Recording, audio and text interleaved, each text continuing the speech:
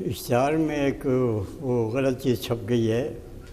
وہ موضوع ہے حکیم عبدالوحید سلیمانی صاحب کا میری ذمہ داری موجودہ حالات میں، اور اس میں چھپ گیا ہے ہماری ذمہ داریاں.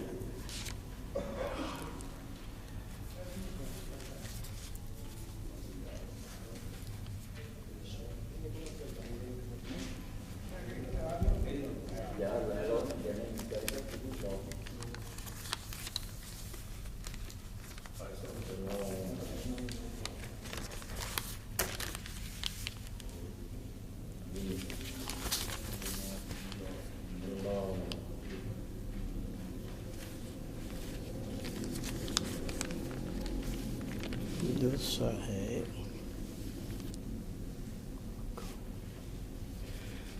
بسم اللہ الرحمن الرحیم. عن انس عن النبی صلی اللہ علیہ وسلم قال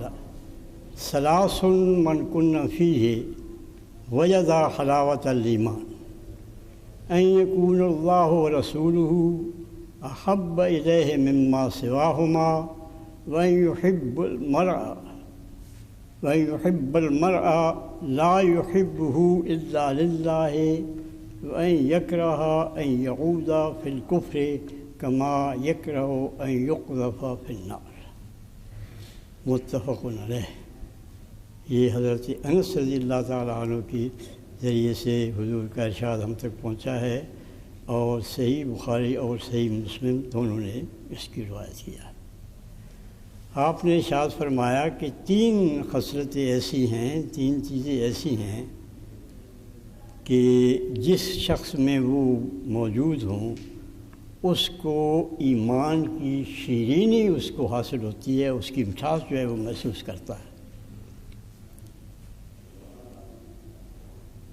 ایک چیز یہ ہے کہ ان یکون اللہ ورسولہ احب الیہ مما سواہما، کہ اللہ اور اس کا رسول جو ہیں وہ باقی سب چیزوں سے بڑھ کر ان سے محبت ہو. اللہ اور رسول کے سوا جو کوئی بھی ہے، چاہے وہ اس کا باپ ہے، اس کا بیٹا ہے، اس کی دولت ہے، اس کی زمین ہے، اس کی جائیداد ہے، اس کا کاروبار ہے، جو کچھ بھی ہے اس سب سے بڑھ کر اسے محبت ہو اللہ سے اور اس کے رسول سے. اور دوسری چیز یہ ہے کہ وَإِن يُحِبَّ الْمَرْءَ لَا يُحِبُّهُ إِلَّا لِلَّهِ، کہ وہ انسان سے محبت کرے صرف اس لیے کہ اللہ تعالیٰ کی محبت کا یہ تقاضا ہے کہ اسے محبت کی جائے. وَأَن يَكْرَهَ أَن يُعُودَ فِي الْكُفْرِ كَمَا يَكْرَهُ أَن يُقْذَفَ فِي النَّارِ، اور وہ اس بات کو نفرت کرے اور اس بات کو ناپسند کرے کہ وہ دوبارہ ایمان لانے کے بعد یا ایمان کی دولت کے موجود ہونے کے بعد پھر وہ کفر کو اختیار کر لے، بالکل اسی طرح سے جس طرح سے کہ ایک آدمی یہ پسند نہیں کرتا کہ اس کو آگ میں پھینک دیا جائے، اسی طرح وہ اس بات کو پسند نہ کرے، اس سے کراہت کرے، اس سے نفرت کرے کہ وہ ایمان کے بعد پھر وہ کفر میں چلا جائے. یہ تین معنی نبی کریم صلی اللہ علیہ وسلم نے ارشاد فرمائی، اور یہ نبی کریم صلی اللہ علیہ وسلم کے ارشادات جو ہیں مختصر ہوتے ہیں لیکن وہ حکمت سے بھرے ہوئے ہوتے ہیں. فرمایا کہ حلاوت ایمان جو ہے، شیرین ایمان کی جو ہے اس کو حاصل ہوتی ہے جس میں یہ تین خصال موجود ہوں، تین باتیں موجود ہوں. پہلی بات تو آپ یہ سمجھیں کہ حلاوت کا، شیرینی کا ہر شخص جو ہے اس کو محسوس نہیں ہوتی ہے. شیرینی جو ہے صرف ایک تندرست اور صحیح صحت والا اور صحت مند آدمی جو ہے وہی اس کا ذائقہ جو ہے محسوس کرتا ہے شیرینی کا. مثلا ایک صفرا کا بیمار ہے، اس کا منہ کڑوا ہوگا، وہ منہ میں شہد بھی ڈالے گا تو اس کو کڑوا محسوس ہوگا. اس لیے ایک صحت مند آدمی جو ہے اس کے لیے اس کا ذائقہ جو ہے وہ صحیح محسوس کرے گا شہد کا. ایک بیمار آدمی جس سے کوئی صفرا کی کوئی بیماری ہے اس کا ذائقہ صحیح محسوس نہیں کر سکتا. اس کا مطلب یہ ہے کہ اس کے لیے ضروری ہے کہ جو چیز محسوس کراتی ہے ایمان کے ذائقے کو، وہ چیز ہے اس کے ایمان کا کامل ہونا۔ اگر ایک کوئی اب مسرت پسند ہے، اگر ایک ایسا شخص ہے جن کے مفادات اس کو زیادہ عزیز ہیں، تو اس کا ایمان کمزور ہے۔ جس طرح کہ ایک صفراوی بیمار کا جو ہے منہ کا ذائقہ کڑوا ہو جاتا ہے، اسی طرح وہ بھی نہیں محسوس کر سکے گا ایمان کی حلاوت کیا ہے۔ ایمان کی حلاوت اسی کو محسوس ہوگی جس کی ایمان جو ہے وہ قوی ہوگا، طاقتور ہوگا اور تمام مفادات پر غالب ہوگا۔ پھر دوسری چیز اس میں سے یہ بھی غور کرنے کی ہے کہ ذائقہ جو ہے وہ اسی پھل کا ہوتا ہے جب وہ پک جائے۔ کچے پھل کا ذائقہ میٹھا نہیں ہوتا۔ تو جس شخص کا ایمان کچا ہوگا وہ یہ دعویٰ نہیں کر سکتا کہ وہ حلاوت جو ہے وہ محسوس کر رہے ایمان کی۔ ایمان کی حلاوت اسی کو محسوس ہوگی جس کا ایمان پختہ ہوگا، جس میں وہ تمام مراحل طے کیے ہوں گے جو کہ آزمائشوں میں صورت میں اسے پیش آئیں گے، جو کہ اسے کئی طریقے سے اب راستے سے ہٹانے کے لیے پیش آئیں گے۔ تو جب اس کا پختہ ہوگا ایمان، اس وقت اس کو جس طرح کے پھل پختہ ہوتا ہے تو اس کا ذائقہ آتا ہے، اسی طرح جب اس کا ایمان پختہ ہوگا تو پھر اس ایمان کی حلاوت کو محسوس کرے گا۔ پھر یہ چیز ہے کہ اگر یہ ایک محبت جو ہے یہ عقلی محبت ہے،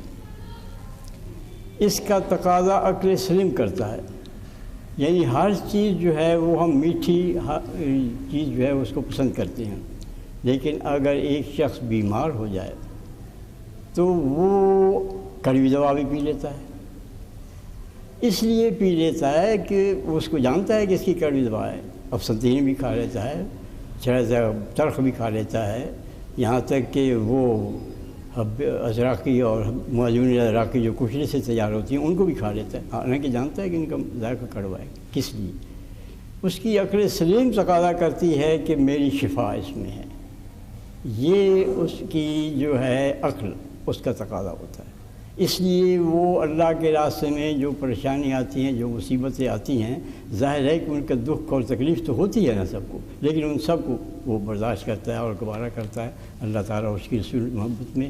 یہ ساری تلخیاں اور یہ ساری جو ہے مصیبتیں اور اذیتیں جو برداشت کرنے کے والا جو ہے اس کو محسوس ہوتا ہے کہ پھر ایمان کا ذائقہ کیا چیز ہے۔ اس لیے پھر وہ اس مرحلے میں پہنچ جاتا ہے کہ وہ ساری مصیبتیں اور ساری جو ہیں اس کے لیے آزمائشیں جو ہیں وہ اس کے پاؤں میں لغزش پیدا نہیں کر سکتی۔ وہ ان سے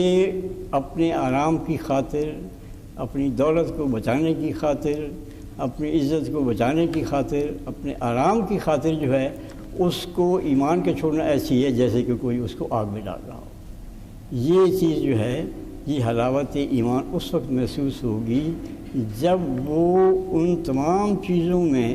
جو ایمان کے تقاضے وہ پورا کر رہا ہوگا،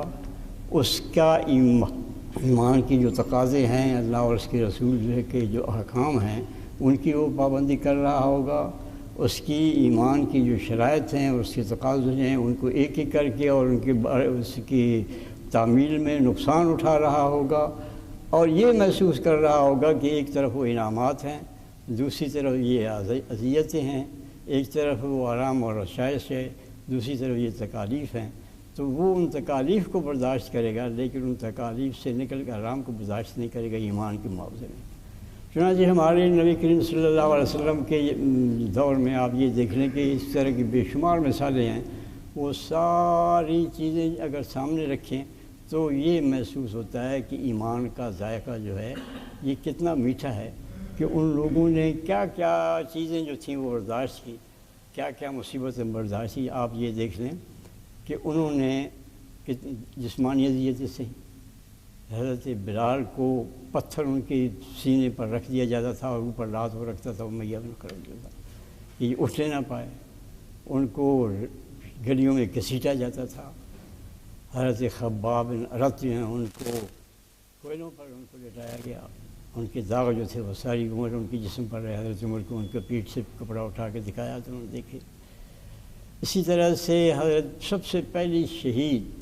جو تھیں وہ اللہ کے راستے میں وہ سمیہ تھی، وہ اس سے بچ سکتی تھیں، اپنی جان کو بچا سکتی تھیں، لیکن اب وہ ان سے دستبار نہیں ہوئی، ابو جہل نے انہوں نے نیزہ مار کے ان کو شہید کر دیا۔ اسی طرح ان کے خاوند جو یاسر تھے ان کے ساتھ بھی یہی ہوا کہ یہ حضرات جو تھے انہوں نے آگ میں جانا اور وہ تمام عزیز جان کا دے دینا جو ہے اس کے لیے یہ تیار ہو گئے، اور جانیں دی بھی تھیں، لیکن وہ ایمان کی جو حلاوت ان کے منہ میں آ چکی تھی اس کو وہ کسی صورت چھوڑنے پر تیار نہ ہوئے۔ پھر مال کی آپ تیاری دیکھیں، اور دوسری چیز ایک جو ہوتی ہے وہ ہوتی ہے اولاد کی محبت اور وطن کی محبت۔ ہجرت میں آپ دیکھیں کہ لوگوں کے صدیوں کا سرمایہ اور صدیوں کا وطن اور صدیوں کا اندوختہ جو ہے وہ چھوڑ کے انہوں نے چلے گئے وہاں سے۔ پہلی ہجرت حبشہ میں ہوئی، کوئی چیز ساتھ نہیں لے گئے، دوسری چیز مدینہ میں ہوئی، سارے وہاں چھوڑ کے گئے، اور اس سلسلے میں کیسے کیسے لوگ جو ہیں کس کس حالت میں گئے۔ حضرت مصعب بن عمیر جو ہیں ان کو یہ نبی کریم صلی اللہ علیہ وسلم نے ایک دفعہ دیکھا، مدینہ منورہ میں بیٹھے تھے، تو آپ نے ان کو دیکھا، ان کے جسم پر ایک اونی کمبل، پرانا کمبل جس میں پیوند لگے ہوئے تھے، دیکھا تو فرمایا کہ اللہ اور رسول کی محبت نے اسے اس مقام تک پہنچایا ہے۔ مکہ معظمہ میں ان سے زیادہ خوبصورت کوئی نہیں تھا، اور عیش و عشرت میں زندگی بسر کرنے والا کوئی نہیں تھا۔ مکہ میں جو خوشبو بہترین عشرت تھی ان کی والدہ ان کو لا کے دیتی تھی، بہترین کھانا جو ہوتا تھا وہ ان کو ملتی تھی، بہترین لباس جو ہوتا تھا وہ ان کو میسر تھا۔ لیکن ان کے ماں باپ تو نہیں چھوڑتے ہیں کسی کو، لیکن جب وہ ایمان لائے تو انہوں نے ساری چیزیں ان سے چھڑوا دیں، اور پھر وہ ایک کمبل، پھٹا ہوا کمبل، وہ ان کے حصے میں آیا، اور جب ان کی شہادت جنگ احد میں ہوئی ہے تو وہی کمبل تھا ان کے اوپر، اور ان کے پاؤں جب ڈھانکتے تھے تو سر ننگا ہو جاتا تھا، سر ڈھانپتے تھے تو پاؤں ننگے ہو جاتے تھے، یہ کیفیت تھی۔ اسی طرح سے آپ دیکھیے کہ حضرت ابو سلمہ جب ہجرت کرنے لگے ہیں تو کیا ہوا؟ ان کے قبیلے والے بنو مخزوم بڑا طاقتور قبیلہ تھا، ان کے جو سسرال تھے وہ آ گئے، انہوں نے کہا کہ ٹھیک ہے تم جاؤ، جانا چاہتے ہو تو چلے جاؤ، لیکن ہم اپنی بیٹی کو تو تمہارے ساتھ نہیں جانے دیں گے۔ انہوں نے ام سلمہ کو اٹھا لے ساتھ۔ اب ان کے جو تھے وہ اپنے رشتے دار، انہوں نے کہا ام سلمہ سے کہ تم کہاں، تم ان کے جو تھے خاندان کے ان سے کہ تم ٹھیک ہے تم اگر رہتی ہو تو رہ جاؤ، لیکن ہم اپنا بچہ تو تمہیں نہیں دیں گے۔ باپ مدینہ میں ہے، ماں مکہ معظمہ میں ہے، لیکن بیٹا اس سے چھین لیا گیا ہے۔ باپ، بیٹا اور بیوی، ماں، یہ تینوں الگ الگ ہیں۔ یہ تھا اس حلاوت کا تقاضا کہ وہ اتنی زیادہ حلاوت تھی کہ نہ وہ ہجرت سے باز آئے، نہ ماں اپنے بیٹے کو حاصل کرنے کے لیے ایمان کو چھوڑنا اس کو گوارا کیا، یہ سب چیزیں گوارا کی، لیکن ایمان کو نہیں چھوڑا۔ یہ تھی نبی کریم صلی اللہ علیہ وسلم کی ایمان کا جو تقاضا اس سے معلوم ہوا، وہ یہ تھا کہ وہ اپنی کسی بھی چیز کو چھوڑنے کے لیے تیار نہیں ہوتے تھے۔ یہاں تک کہ آپ دیکھیے کہ جنگ بدر میں کیا ہوا،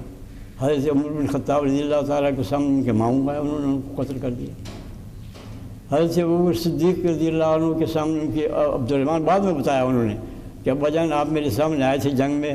بس مجھے آپ کا خیال آ گیا، ورنہ آپ میری زد میں تھے، میں آپ کو قتل کر دیتا۔ انہوں نے کہا کہ بیٹے اگر تم میری زد میں آ جاتے تو میں تم کبھی معاف نہیں کرتا، میں تمہیں قتل کر دینا تھا۔ تو یہ مقام ہے وہ دراصل جہاں انسان کو پہنچنا ہے،